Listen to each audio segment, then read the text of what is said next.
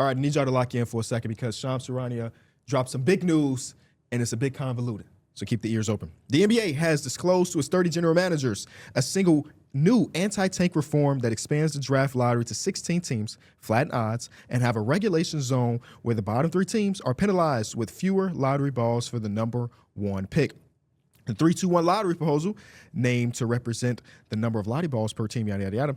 Teams with the bottom 3 record, the regulation zone, will have just 2 lottery balls, but have a floor of the 12th pick, while the rest of the 13 lottery teams could fall as far as the 16th pick. The 9th and 10th play-in seeds will each conference receive 2 lottery balls, while the loser of the 7-8 play-in games receive 1 lottery ball. So the way it really works is there's a graphic that somebody created. Under the current odds, the worst team, the second worst team, and the third worst team all have a 14% chance of the first pick. Under these new proposed ones, those top or bottom 3 teams only have a 5.4% chance. Teams between 4 through 10 all share 8.1%, and teams 11 through 14 have 5.4% chance, the same as the bottom 3. And then the loser of the 7-8 play-in on both sides get a 2.7% chance to get the first pick. There was also something there saying that you cannot have the first overall pick in back-to-back seasons. And it is a lot, y'all. It is a lot to think about. And also you can't have the top 5 pick, which a lot of people are bringing up where like the Celtics wouldn't have had Tatum. The Spurs when they had their big 3 right now. So it's a lot. It is a lot. It is a lot. You got to read it 4 different times to really lock in to get exactly. It's a lot to adjust to. It's something I think that we would really have to come and see as it like materializes and how it impacts the league. Because I think it's a little unfair kind of jumping back and being like, they wouldn't have this. It's a new thing. So I think we got to take it as a new thing. Something I'm actually not too excited for. Like just the flattening of the odds. I always kind of believe that just like the worst teams should have the best chance at getting the best talent. So you think they're overcorrecting? I do think they are. Yeah, I do think there's a slight overcorrection. The bottom 3 teams having worse odds of getting the first overall pick than the other teams that have better records than them. I think that's slightly unfair. I like Mike's perspective of like giving it a chance. I like it though, because I do believe that the problem is that tanking got way too sophisticated. And at the end of the day, we all are fans that we cover the game and whatnot. But like we keep finding out, whether players tell us, owners, GMs, coaches, the NBA is a business and it is a product that's being sold.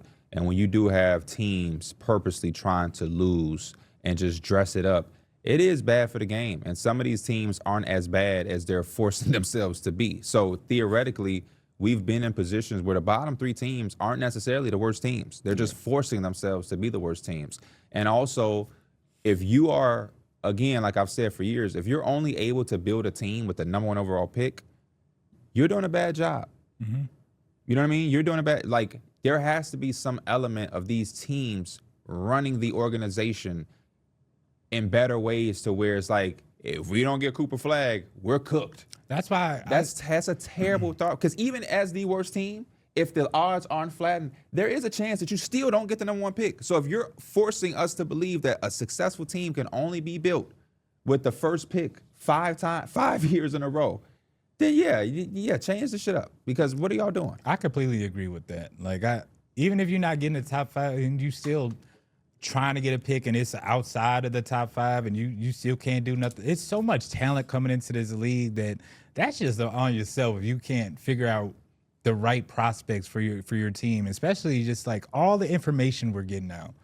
All the information, not only do we have, like we've been had scouts, but me, myself, can go on with a few clicks and get a bunch of information on these guys. So it's like, it's no excuse for franchises that have millions of resources and everything like that to be reasoning that I need a top pick, top 4 to top 3 pick to be good. Is there an organization for y'all? Like, I'm gonna put y'all in a hypothetical. Let's say all 3 of y'all have sons, and all 3 of y'all sons have created a draft that is hot. It's just like this draft. You are Cam Boozer's dad, you're AJ DeBonce's dad, and you're Darren Peterson's dad. Is there a few organizations in y'all mind? You're happy that your son is getting the NBA, but you're like, damn, please don't go. I hope they don't get that. Yeah, I would think. Only Sacramento. You got any teams, Mike? Sacramento was the first one that came to mind, but Yeah, Sacramento. even it's, just, then, it's just the ownership. To me, that's crazy. crazy. even then, though, it's like Sacramento.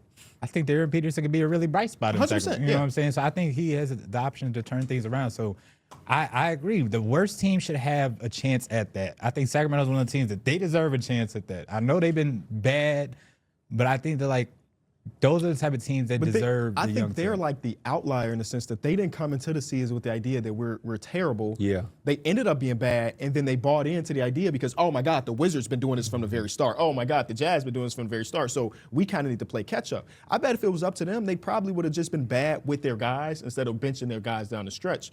But because of the way the lottery was going, if we do want Darren Peterson and we want to get that higher chance, then we kind of have to play what the Wizards are playing. I do feel like this is an overcorrection. This was a historic tanking season, for sure. But if we change rules every time something historic happened, my goodness, we'd be changing rules every single year. Right? This was one of them years where we had the most 60 lost teams. But a few of those 60 lost teams told us this deadline, we're done tanking. Yeah. The Wizards won't lose 60 again next season unless The I guess Pacers AD damn go sure down. not The losing Pacers 60. are not losing 60 again next season. No. The Jazz are not losing 60 again next season. And you can say, Kenny, there's going to be teams that may fill those voids, but who are those people? We won't know until we get there. I Because mean, the Bulls maybe, but like that's kind of it. 2 years ago, you wouldn't have known that it was going to be the Pacers. You wouldn't have been able to predict that we were going to sure. have this An many. injury, So yeah. what happens is you set a standard. And like I said, I don't think this is just from this year. This is the fact that over the course of the last decade or so, we have seen tanking get more sophisticated and planned out at a rate that we just should start to monitor before it does get out of control. I appreciate having a league that is looking into things and looking for ways to fix stuff because, yeah, bro, I'm not going to lie. This is probably one of the first years in our careers where, like, I wasn't trying to watch the NBA like that in the second half of the season because of that. You got a guy that signed a 10-day, and now he's playing 39 minutes. No. And I'm supposed to watch that. And then how many times did we in our group chat come up here like, damn, what are we going to talk about?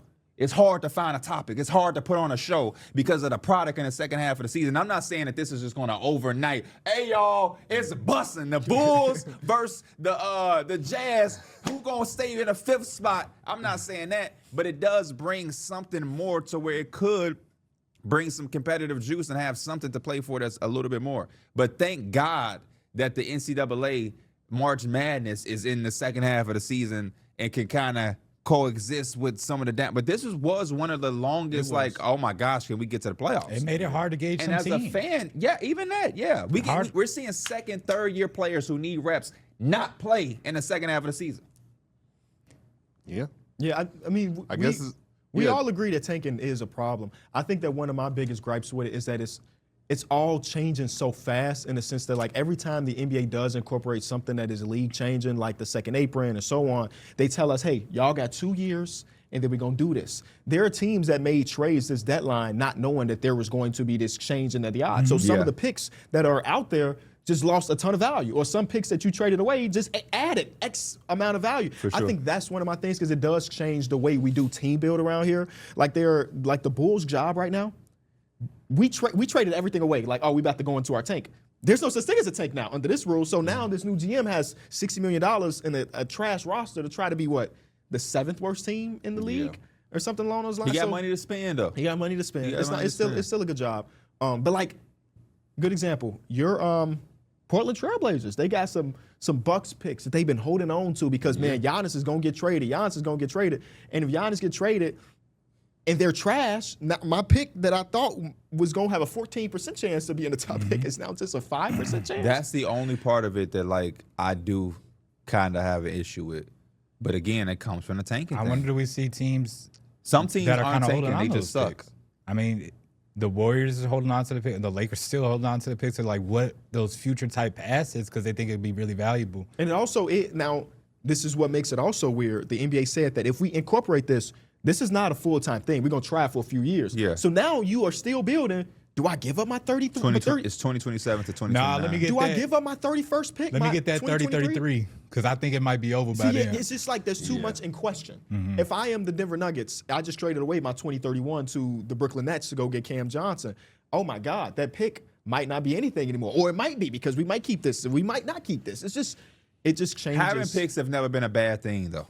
No, for sure. So I think you're still going to get trades. I think people are still going to value picks. It will be harder to gauge how valuable the pick is. But if I'm giving you 3 first-round picks, that's never going to be a bad thing. My favorite thing about it is And preventing the teams from getting back-to-back whatever picks. That's cool. But there are teams in markets that kind of do need. I mean, at the end of the day, in order to win basketball games at the highest level, you need a superstar player. And the superstar players in a lot of cases are drafted within the first couple picks of the draft. So some teams desperately need to build through the draft. And I think this does kind of change the identity of what the NBA draft really is. And even with this, we incorporate this season, right?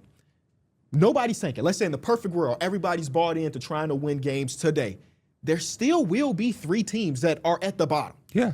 Yep. That's the worst part. And somebody has to be the worst. And I was like, okay, we tried our very best. Hell, we might be a first apron team. We tried our very best. And unfortunately, the roster we put together either was too old or whatever it was, and we don't win basketball games. Or we had an injury. Or we had an injury. And the benefit for that from us trying and still being bad is like, oh, here go the 12th pick in the draft.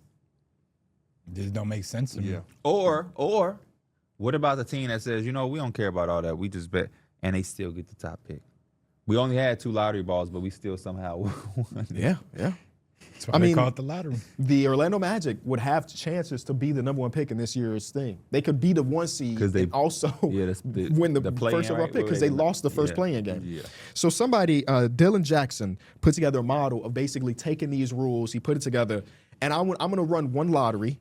Again, this is under the assumption we're doing it 2026 instead of 2027. Reveal law. The first pick in his draft, the Golden State Warriors, who were 11th in odds originally. Mm-hmm. Second pick, the Memphis Grizzlies, who was 6th. Third overall pick, Utah Jazz, who were 4th. So all of the teams that were in the bottom, just out of the top. Then we got the Clippers, which would, I guess it's cold. It would still stay. It would stay the Pacers. It's top 4 protected. Yes, it would go to the Pacers. Hold on. Yeah, you're absolutely right. No, that doesn't make sense. They said it was 12. No, Indy's pick is still here. So this is a different Clippers pick. This is from the Thunder. The Thunder. So that pick will go to the Thunder. That pick will go to the Thunder. That makes more sense. Then the Miami Heat have 5. Then the Orlando Magic have 6. Then the Indiana Pacers has 7, which means that now the Clippers have 7. Yeah. Sacramento falls all the way down to 8. Brooklyn Nets, who were number 3 or number 9. The Washington Wizards have the 10th pick in this year's draft. I was waiting for the Wizards, man. They've been waiting for a top pick. So that is how ridiculous that shit do sound the a lottery. little fun though. The Warriors get the first pick. Yeah. That shit just made this it's juicy now, man. It would just make it The first so pick in Jimmy Butler and some other picks for Giannis. Man, we cool. The second thing I ran, the Chicago Bulls won it. So keep it exactly as this, is. This just adds more parity, a little bit more surprise. You think that's what element. it turns into? Yeah, I think it adds a little bit more of a surprise element to it that you don't. Like the Golden State Warriors wouldn't be a team that you would probably expect to get the number 1 overall pick. I wonder if the players coming into the draft were like this. Because all year long, AJ DeBon's been thinking about going to Washington or Utah or Sacramento. This opens up the idea of like, I low-key could go to the Heat. Yeah. It definitely does. I low-key could go to this team or that team. Hit subscribe for more news, highlights, and analysis from the NBA on NBC.